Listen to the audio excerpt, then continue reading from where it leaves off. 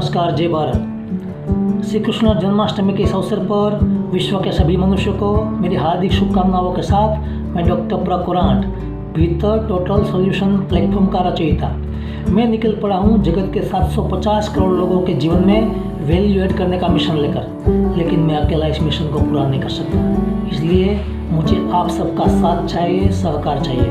अगर हम साथ मिलकर काम करते हैं तो हमारा जीवन मूल्यवान बन सकता है। और इस मिशन की शुरुआत हम हमारे खुद के जीवन से ही करेंगे और आज से ही करेंगे।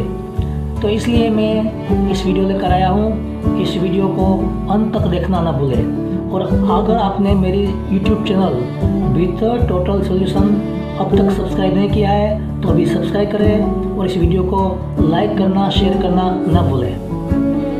विश्व के हर एक मनुष्य को अपने जीवन की समस्याओं का सॉल्यूशन देने की क्षमता रखने वाले श्री कृष्ण का जीवन हम नजर समझ रखेंगे तो हमारा जीवन सरल बन सकता है। क्योंकि श्री कृष्ण ने खुद के जीवन में आई किसी भी परिस्थिति में प्रॉब्लम पर फोकस नहीं करके सॉल्यूशन पर फोकस किया है।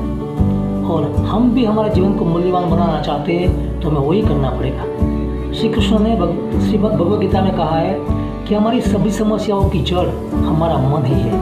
हमारा जतन और पतन का कारण हमारा मन ही है। मन एव मनुष्याणाम कारणम बद्ध मोक्षयो। हमारा जीवन मन का तो खेला है।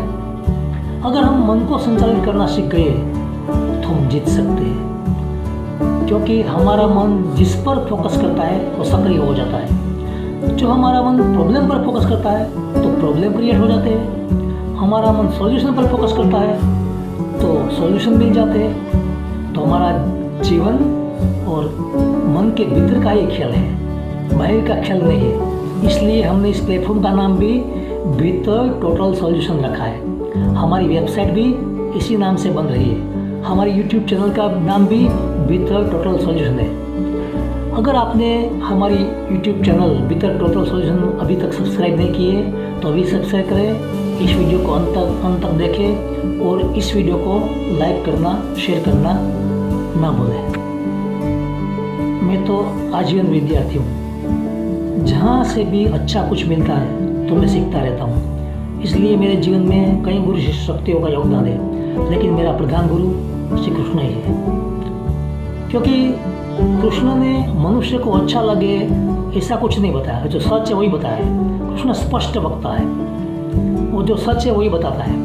तो हमारे जीवन में क्या होता है, हम मानते हैं कि हमें कोई सहाय करे, हमें कोई मदद करे तो हम ऊपर उठ सकते, तो हम विकसित हो सकते। हमारे हाथ में कुछ नहीं। अगर हमें किसी गुरु का आशीर्वाद मिल जाए और किसी महान व्यक्ति का हाथ मेरे सर पर आ जाए तो बिना कुछ किए मेरा कल्याण हो सकता है।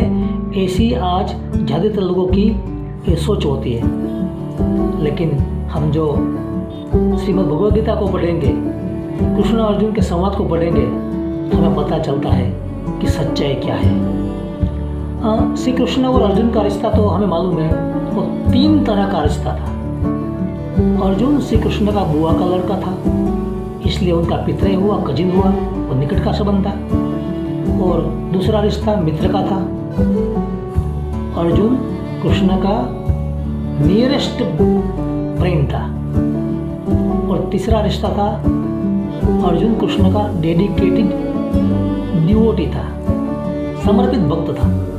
तो ये 3 रिश्तों के बावजूद भी श्री कृष्ण ने अर्जुन को स्पष्ट बताया, अर्जुन तेरा उद्धार तुझे ही करना पड़ेगा। मैं तो सिर्फ मार्ग बता सकता हूँ, तुझे ही उठना पड़ेगा। उद्धरेदात्मनात्मानम नात्मानम अवसादयेत अर्जुन। और हम क्या सोचते हैं कि हमारा उद्धार कोई और करे, और हमारे उद्धार के लिए, हमारे जीवन का विकास के लिए हमें खुद को ही उठना पड़ेगा, हमें खुद को ही काम करना पड़ेगा।